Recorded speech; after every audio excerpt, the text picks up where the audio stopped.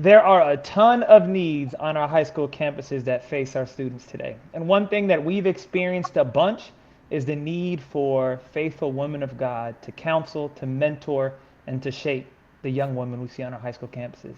Today, we're going to talk about somebody we've brought on to meet this exact need and help her and help you guys understand the story that she has so that we can see how she serves others. Stay tuned.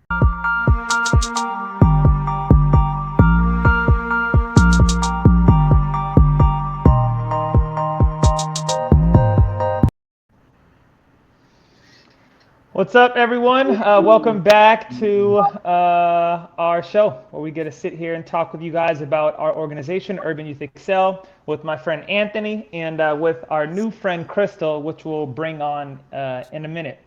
First, I want to begin. Anthony, how you been? How's the summer kicking off? Give us a 30-second recap. What's life like for you? 30-second recap is it's been enjoyable, it's been fun, but it has been hot. But yeah, a whole lot of traveling, a whole lot of just enjoying those around me and pouring into people like we do. Great, great. Crystal will come to you in a second. For me, it's been much of the same. A lot of ministry, a lot of hanging with students, a lot of heat. I'm finally getting over AZ heat. Like I can't stand it now. After 34 years, I'm like, all right, this is unacceptable. So we'll Yes. have to figure out what we do about that. One of the things we wanted to talk about today, as we've been on about our work on high school campuses with a lot of our high school students, serving them, trying to disciple and mentor them to equip them in everything they need to be successful citizens in society. And one of the issues we've run up against, Anthony and I, is that we are a male duo on these high school campuses. And there are tons of young girls that we meet that need guidance, that need wisdom, that need counseling about the choices they make both in school and outside of school. However, Anthony and I, as much as we care for them, keep a distance, don't get too invested, and find ways to bring around other women we know to mentor and to serve them. But we've always felt that gap, that when we meet these young girls, we know we can't pour into them the way that they need.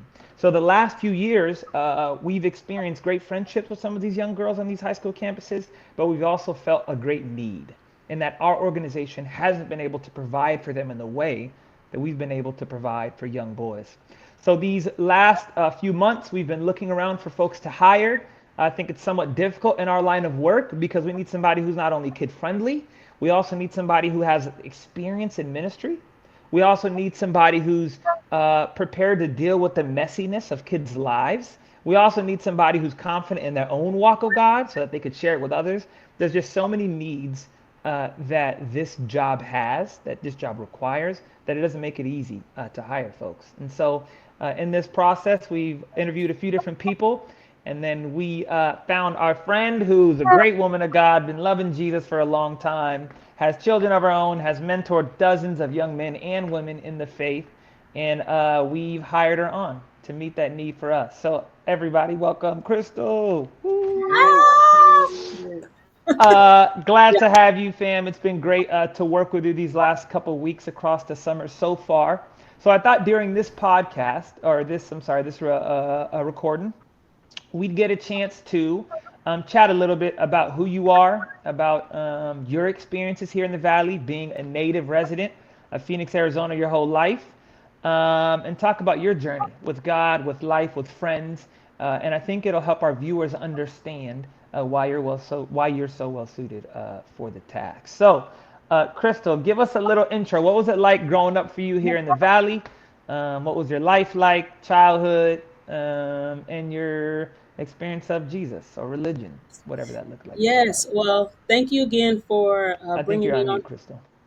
Oh, I can't hear you. Okay. Can you hear me, Ant? I still can't hear you. Anthony, can you I hear can hear Crystal? you. Yeah. Oh, Okay. man. Okay. I'm loud and clear. I So, cannot hear Crystal. Go ahead, keep going. okay. Well, yeah. First of all, thank you guys for allowing me to join the team.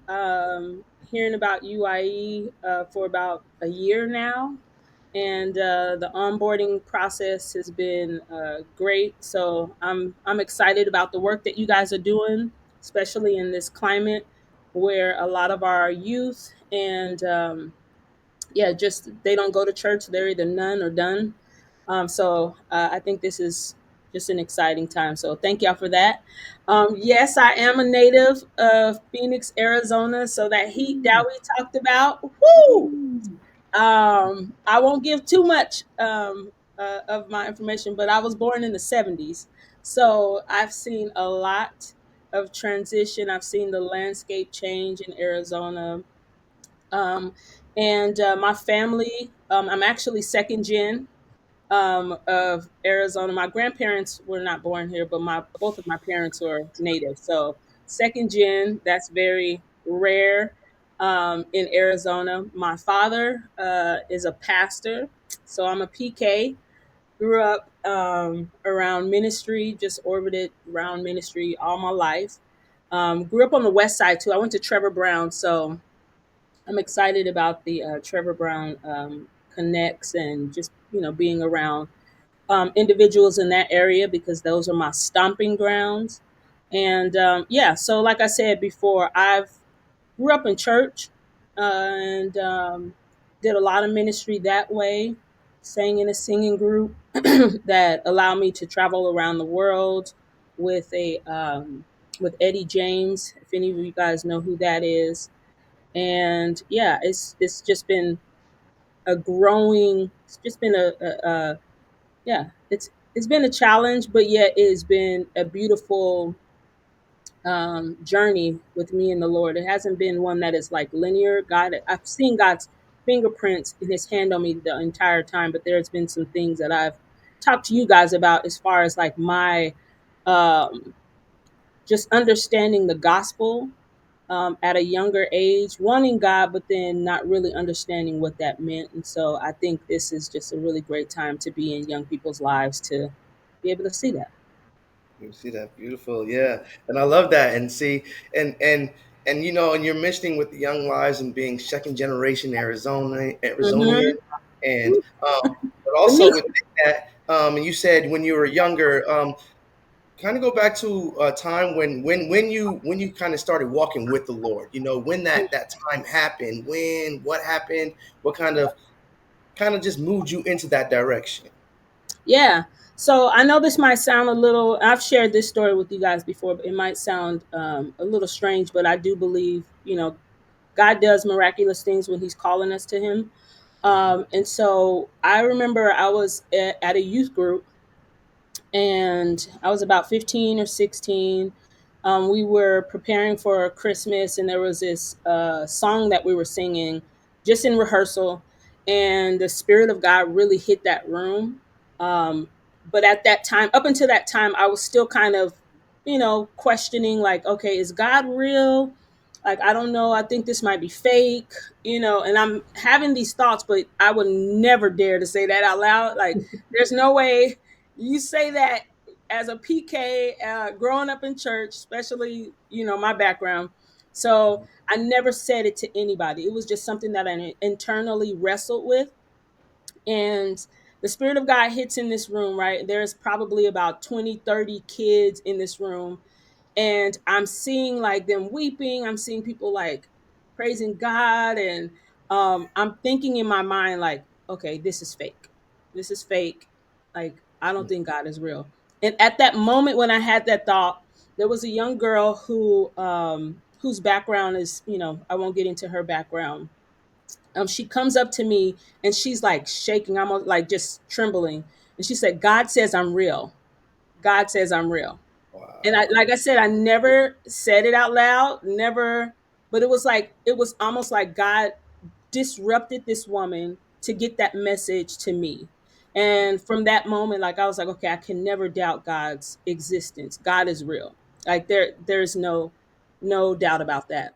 Now, understanding the gospel, that took some time just to understand what it was, because I grew up in a lot of legalism, and it was a lot of work based. Like, you have to do in order to earn God's um, affection. So it wasn't until my late teens, early 20s when I understood the gospel. So Mm, mm. yeah.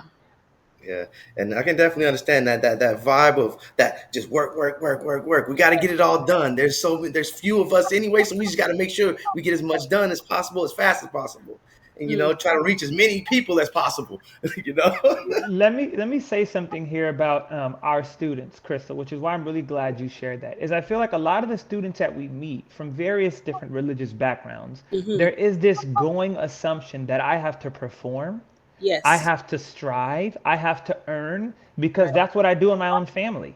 Sometimes, my mother or father will love me, appreciate me, care for me if I get certain grades, if I do certain things. If not, then that affection, that care, that love won't be shown. And so when we project those experiences onto God, it can make us push God away. It Yeah. can make us dismiss God, which is why our work is so important, because we want to come in and to say, hey, we got to recorrect or we got to reconsider some of those things you've learned, because many of them are not true. And one of the things we don't want to happen is have students sort of not receive what God could give them because of these misunderstandings and these misapprehensions they have about God. That God loves you.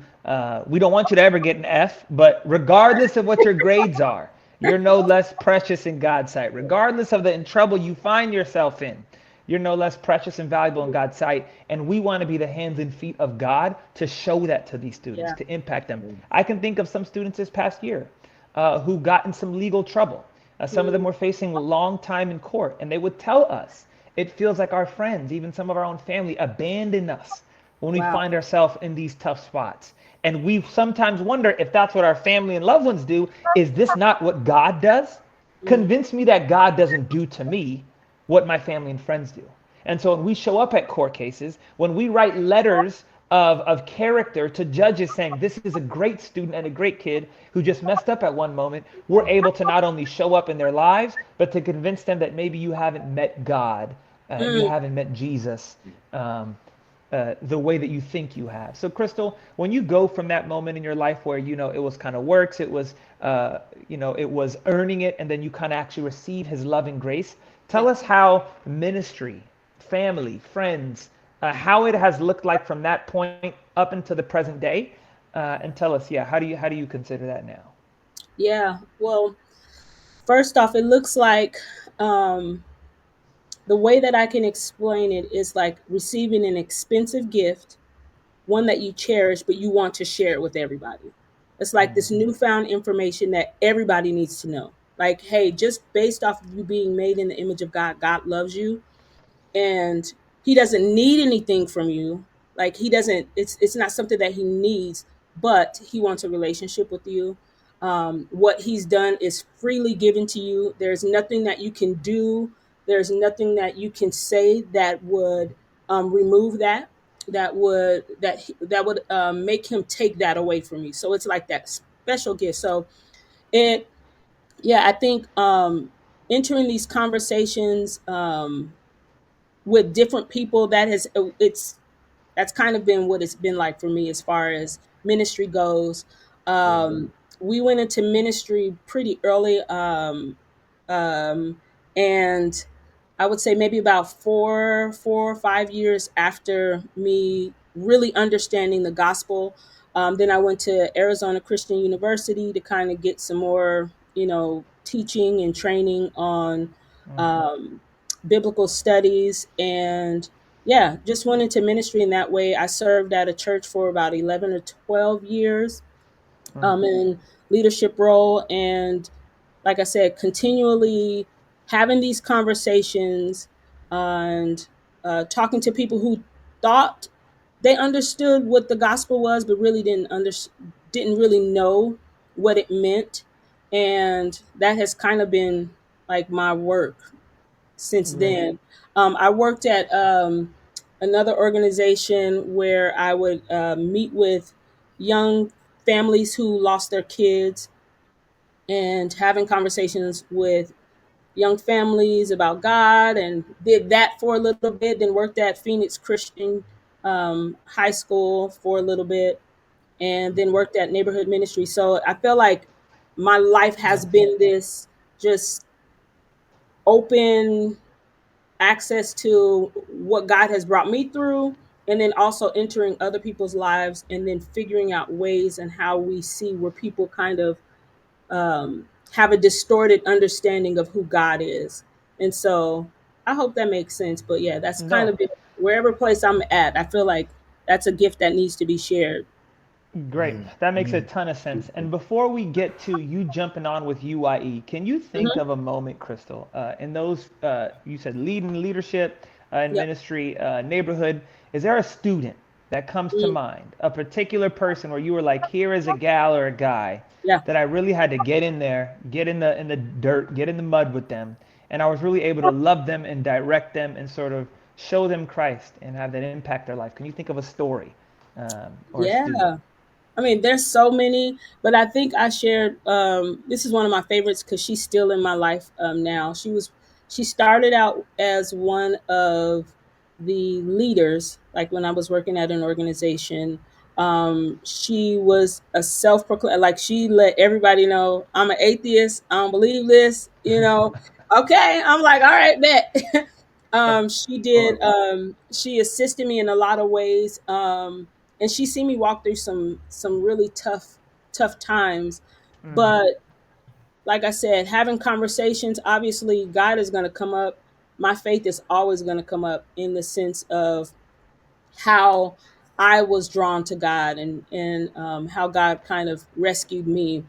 And so this individual, couple years, I remember my first year working at this organization. She, like I said, professing atheist. Later came out. By the end of that, she was like, you know what? Because of you, I believe in God. I believe God. And it was almost like, okay, I know what that feels like because that was me. Like I just shared not too long ago.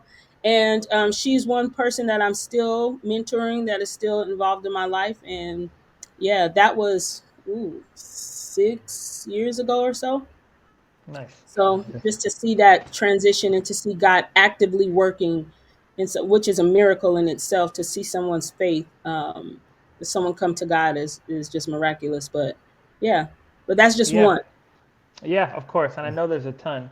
I think part of the reason why you were such an exceptional candidate for us is what you just shared in that story. And that Mm. UIE's goal is not just to meet students their freshman year, maybe have one hang out with them, and then kind of keep it moving. We want to follow up with students, follow up with them during their summers, follow up with them when they need jobs or they need connection to different internships, follow up with them through to graduation and into post-secondary work, whether that be a trade, whether that be college. For some folks, it's military. We want to do our best to follow up with students. And that kind of consistency that you just expressed with a student for 6 years is the kind of thing that students today need, and they need it badly.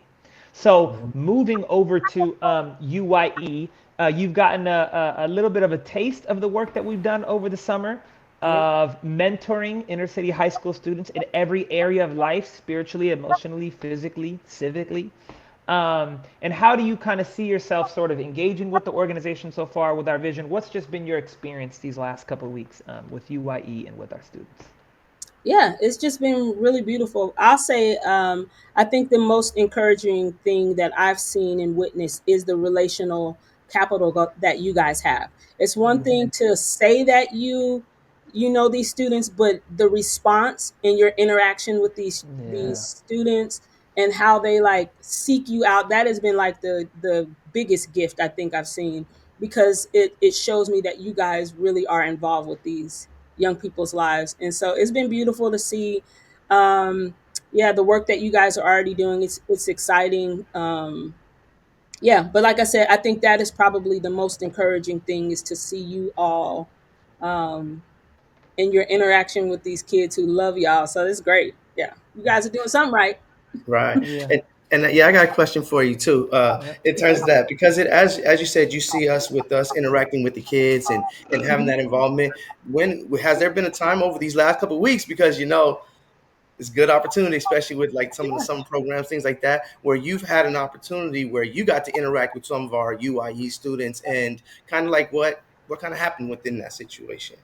Yeah, I'll say, yeah, at camp. I'll just say at camp, which I'm pretty sure you guys will talk about a little bit later. Um, being there for 2 weeks, obviously you're in the classroom with some of these students, and I feel like this. Okay, like I said, I was born in the '70s. I'm not gonna tell you my age, but like walking away from that, I feel like these are my babies. There's a couple. There's like a pocket Yeah. of individuals. I feel like, okay, these are my babies. Like I really love these students, and so you get connected really quick. Um, they open up really quick as well. So yeah, I think just proximity and consistency and just being there every day. It's like, okay, there's no way that they won't get under your skin, or you won't have some type of love or curiosity on how God is going to use you in order to even speak, or to share his gospel. So yeah, it's been great. Yeah. That's great. One of the things that we say to our students a ton is that the data shows that the primary reason why students struggle in the classroom, not there's many, but the primary one actually has to do with the stuff they face outside of the classroom. Yeah. Many students, when we ask them that, they say it's, cell phones and, bullying and all these great things that are real. But it's often the difficulties students face outside the classroom that are the biggest hindrance to their success in the classroom. And I mention that because the work we do over the summer helps to build the friendship, build the relationship, build the relational capital, as Crystal said a few moments ago, that's needed to support our students well outside the classroom and inside the classroom to the next school year. As Crystal just mentioned, also there's a summer program that we serve alongside with another organization that offers various games and lunches and different curriculum to junior high school students and high school students over the summer. And we partner with this organization to influence students to share Jesus with them. And that's one of the ways I've been able to observe just how dynamic Crystal is. I mean, instantly jumping in, and especially for those of you who've done ministry, you guys know this. When you try to jump into a conversation with some high school students, it's very awkward. You don't know what they're talking about. They're like they're using words you don't know, and you're like, hey, yeah, what exactly is that about? And within seconds, you can tell if they're like, hey, back up, old person, we don't want you around. Or if they're like, hey, what's going on? And one of the things I love about Crystal has been her persistence. She'll jump in. Okay, all right, let me go over here. She'll jump in and talk, and within a few minutes, they're engaging, they're enjoying her. And that gets back to why she was such an exceptional candidate, is because not everybody's fit for this work. This is not a traditional ministry role where you're in churches, where you're dealing with just Christian people. Our students are not all believers. Nor is this merely a mentoring role, because we actually do want to model Jesus to students. So we're kind of mixing two things together. You got to be civically oriented, knowing what the kids need, but you also got to love Jesus. And finding that balance is really difficult.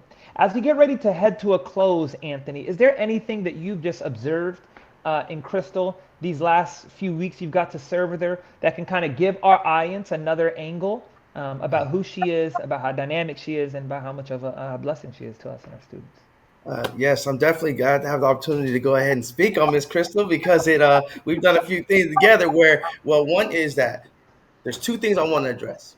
First, I want to say with working with the students, I'm a coach. So my mentality is a team mentality. My mentality is, as coaches, having that connection, that bond, and showing that unity to the team so that they can then buy in. And so I wanted to address with you is in terms of having to deal with me and Dawit. I think that is a great balance. I think that is a great skill and a talent to be able to jump right in and to be able to flow and vibe with us, to where the kids see like, yo, we can rock with her, because she be rocking with Anthony and Dawit on that level. We want to get on that level. And so I want to tell you that that's something that I commend, that when you came in, that it wasn't a struggle. We weren't going to, we didn't have to have it to where you were going against the waves, you were rolling with the waves. And so that takes it takes a quality to be able to do that. Because sometimes people, they nervous and just trying to even fit in, but you connected greatly. But then also what I enjoy is that your view on things. Sometimes we'll be saying something, you'll be like, wait, what? Wait, what? Say that again to me. Wait. Revisit that. And it allows for us to be pushed, to be grown, to be stretched. to be able to excel. So when you add a piece to something that I feel is going well, but then you add something that helps it excel, that's even better. And you Great. are that. You are Great. definitely that. And so even with the kids. Appreciate that. As we begin the broadcast today, we said that there was a need and that Crystal was the person God had sent to us to meet that need. We hope that throughout this conversation, you've gotten a tiny glimpse of her abilities, of the way she's served already. And we look forward to having her on in future conversations where we interview students and we talk with other partners about the work that we do. Thank you, guys. Have a good one. Thank you. Yes. Bye.